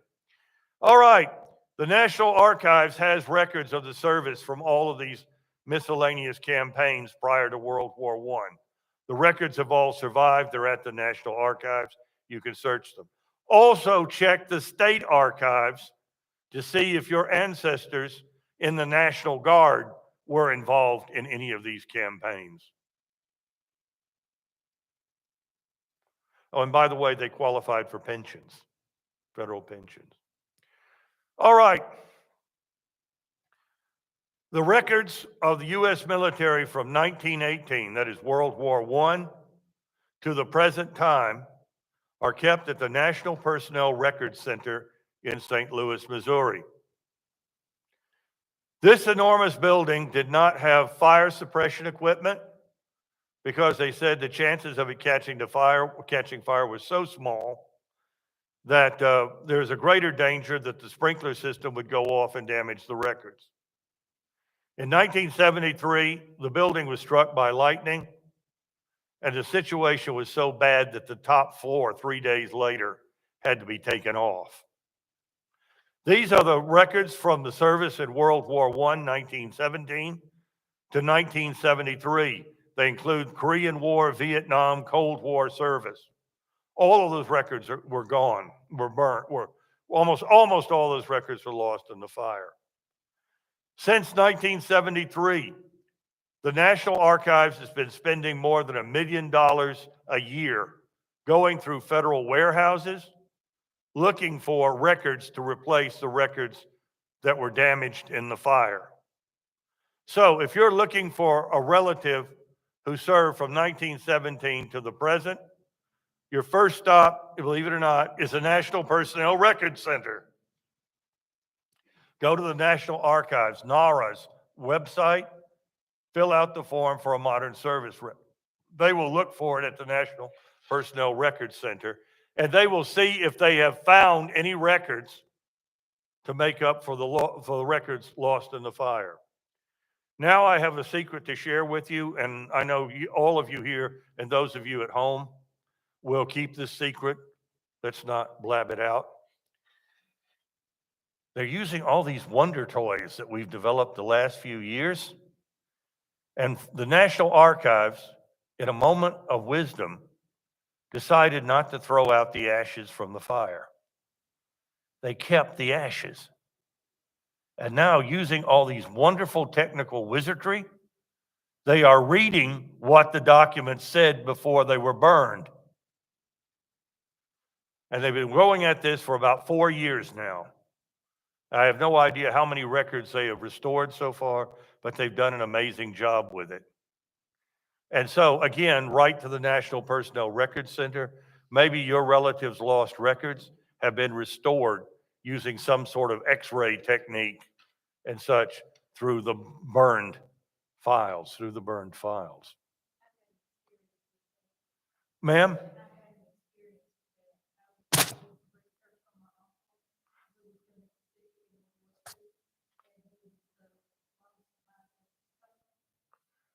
And you got the records?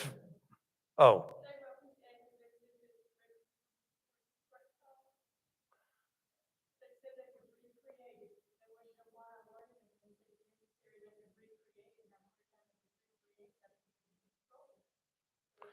Have them reconstructed anyway because they probably don't know what they're talking about. The lady wrote for a relative's records. The National Archives said we could reconstruct the record from what we've got, but why would you want it? You would be surprised what can be found in those reconstructed records. It can be staggering. And like I said, in the next few years, don't be the least bit surprised if they reconstruct his entire file. All right. Okay, now, let's talk about some substitutes for the lost records. Let's talk about some of the substitutes. Okay, again, go back to the state archives and see if the state archives has a copy of the records. Now, after World War I, it was determined by President Woodrow Wilson that thanks to his League of Nations, there would never be another war again, and that the terrible losses of the First World War would be justified by saving us from future wars. As a consequence of this, the Pentagon gave every state a set of the service records for every one of the World War I soldiers. The Alabama Archives has this, Georgia Archives has this, and they're all on Ancestry. They're all on Ancestry. The World War I service records. Okay. And like I said, always check the state archives. Okay. Other sources you can go to for the lost records. Other sources you can go to. Check the hometown newspaper at the time of the war. Hometown newspapers love to publish letters from soldiers at the front. And of course, they would also include if the soldier was died or disappeared or something like that, that would be published in the hometown papers too. President Roosevelt insisted that nothing be kept back from the American people if it could be avoided. Okay, but check with your newspapers. Alabama has many, many newspapers that have been scanned onto the site newspapers.com, newspapers.com. And many libraries like the Birmingham Public Library have newspapers.com free for the public to use in their libraries. Check with your local public library. If you know that when your uncle died in World War II, contact them, and very likely they will check the local newspapers for you for that time and send you a copy of any articles about your relatives passing. All right, Ancestry.com has digitized the draft records for World War I right up until the 1970s. Now, why did they stop at the 1970s? Because in the 1970s, they started putting on the draft records your social security numbers. So that's from that time on. However, if you're a veteran or something, you can go there and you can look. Remember my telling you I signed up for the draft? I can go to the National Archives at Atlanta and I can look at my draft card, you know. So can you if you have a draft card as such. Okay, and these, anyway, if you want a draft card from after the 1970s, contact the National Archives and find out where the original records are kept. Okay, the earlier ones have been scanned, particularly for World War I and World War II, on the Ancestry.com website. The dead of the American dead of the First World War, most of whom died from the Spanish flu in America, were published in a book, Soldiers of the Great War, along with photographs when photographs were available. Okay, now, Google. Okay, the first thing you need to do to find a modern veteran or whatever is to find out their unit. It's nice if you have their serial number, but their unit is much more important. Google the veterans, Google the soldier or sailor or airman's unit. Google it. And don't be the least bit surprised if there's a website devoted to that unit. And if it's recent enough, like your ancestor died in Korea, I personally think the Korean War per soldier produced more widows and orphans than any conflict in American history. But if it's a Korean conflict, don't be the least bit surprised if you can find living survivors of the unit who can tell you all about your dead service person, your veteran. My father did that. He was in the Korean conflict, and my father didn't like going out or doing things much. But when he contacted his old unit, they had an annual reunion for years and years. He never missed a one. Las Vegas, Washington, all these places he would never have gone on his own, he went to for his unit reunion, had a wonderful time. And I thought that was great. Also, if your ancestor served on a ship, the ship may have a website too. As I said before, each branch of the military has an archive. Each branch of the military has an archive. You can contact that archive and see about any records, including ship yearbooks, unit histories, things of this sort that can tell you about the unit at least. And sometimes you, like I say, in any of this stuff, there's always a chance you're actually going to stumble into the soldier or sailor themselves. All right. What to do with all this information? What to do with all this information? All right. Interview your veterans that you know and interview the veterans in your family while they're still here to be interviewed.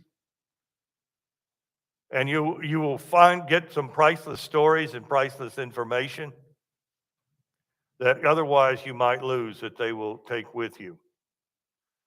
Let me warn you, however, that the more you study a soldier's military past and events, the more tempted you are to write a unit history, particularly if it is of the Civil War. And the next thing you know, you're writing a regimental history of your ancestors' outfit and having a grand time doing it. Join a military heraldry society or an interest group, even if only on Facebook. And there are hundreds of these sites on Facebook for every conflict you could imagine. And there are some that have monthly luncheons and things of this sort, like the Birmingham Sons of the American Revolution, the United Sons and Daughters of the War of 1812. I think I've spoken to every single group. I think the last time I spoke to a group at the club, it was the United Sons and Daughters of Reconstruction. But I mean, there's some of these, there's a group for all of these, and you can get involved. And even if you're not much on a research, you can enjoy the camaraderie and the speakers that they have. Visit the battlefields and the sites. Visit the battlefields and the sites. Of course, a battlefield or an historic site is all the more interesting to you if you know your ancestor was there.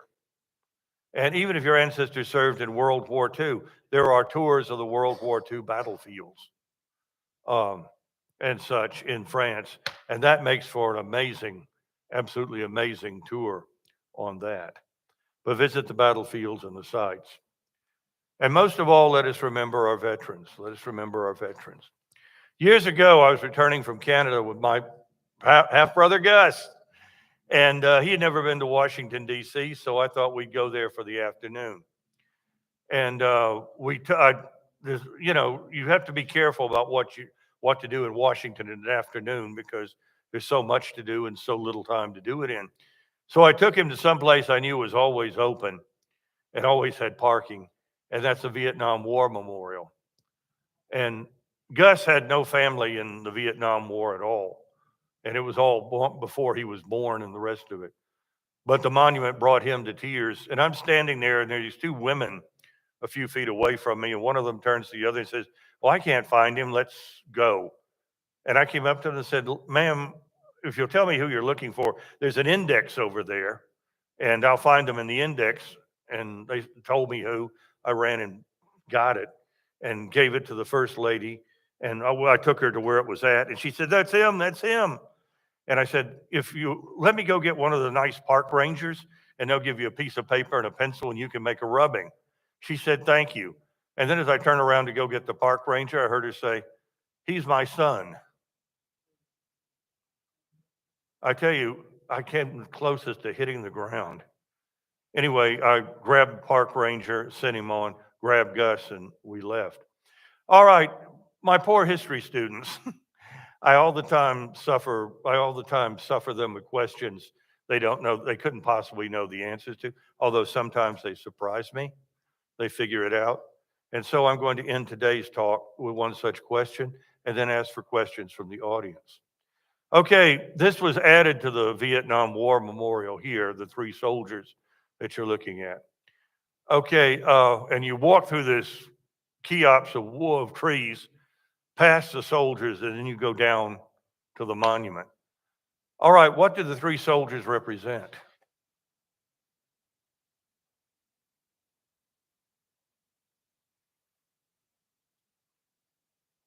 They're ghosts who've come back to see if we remembered them.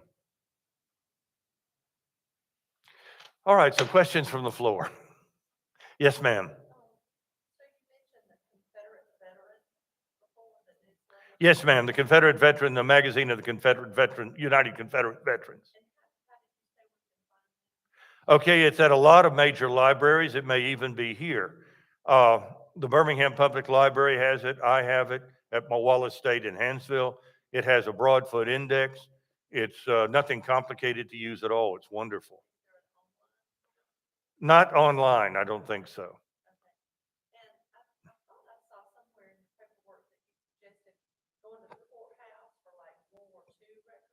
Oh, no, I should have. I should have mentioned it. It's in the paperwork. Forgive me, I forgot that from the talk.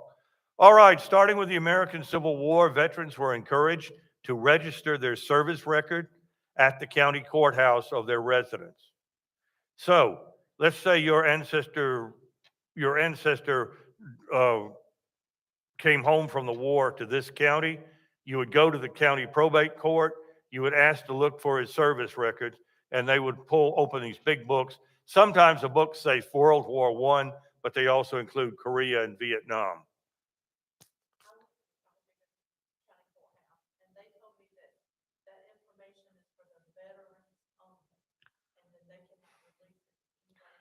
Okay, the lady said she went there and the courthouse turned her down, saying it was only for the veteran. It all depends on which courthouse you go to and which state you're going to. Unfortunately, right now, for example, in Georgia, they passed a law a couple of years ago to try to shut down any future access to birth and death records by anybody.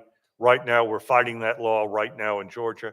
Everywhere you go these days, somebody is trying to shut down records just to show that they're a horse's rear end, not for any privacy reasons or protection reasons or anything like that. But if you can go to a courthouse and you can see this record, you get the basic record, you get the name of the veteran, you get where and when he served, and you get that he had an honorable discharge. It will also mention if he got a Purple Heart or he received the Medal of Honor. And just those two awards only, because those are the only two awards where you get special veterans benefits if you have them. You could have a chest full of other medals, and that doesn't count for veterans benefits. No, not for him. It'll only be the county he came home to. Yeah. No, I don't know if it's a state law or not. Or it's just a courthouse official being, I don't know that it's outlawed in the state of Alabama. I've never had to ask. In Georgia, often these records are even microfilmed for the public to use. Some more good questions. And those were excellent questions. Yes, ma'am.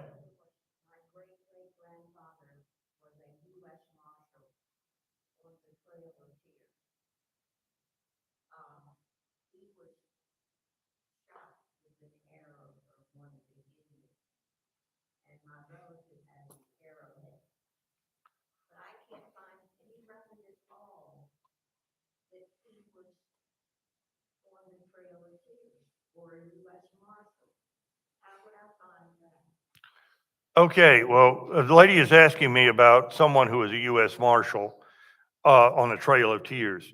Okay, I know nothing about U.S. Marshals on the Trail of Tears. However, having said that, U.S. Marshals are appointed by the Attorney General. They are, a U.S. Marshal is a civilian, okay? Now, there will be records at the National Archives that he was a U.S. Marshal. They have records of those at the National Archives. Unfortunately, you may have to hire someone or you may have to go yourself to look at them. Okay, in whatever records they've got of him, there may be a record of the injury. You might want to check the newspapers on newspapers.com or something like that to see if there's somebody published a story about that. But as I say, these are Justice Department records, the records of the U.S. Marshal Service. Also, the U.S. Marshal Service has a website, and I'm sure they have a historical society, and you can contact them, and they are experts in researching the U.S. Marshal Service, and they can be a huge help to you. At the very least, they can steer you in the right direction, and they may have some records on at their fingertips that they can go to on that. I know that the Marshal Service keeps a close record of their marshals over the years.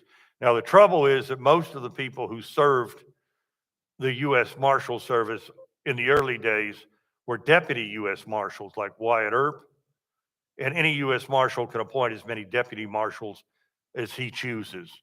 And so records of them are too far and too rare and too far in between.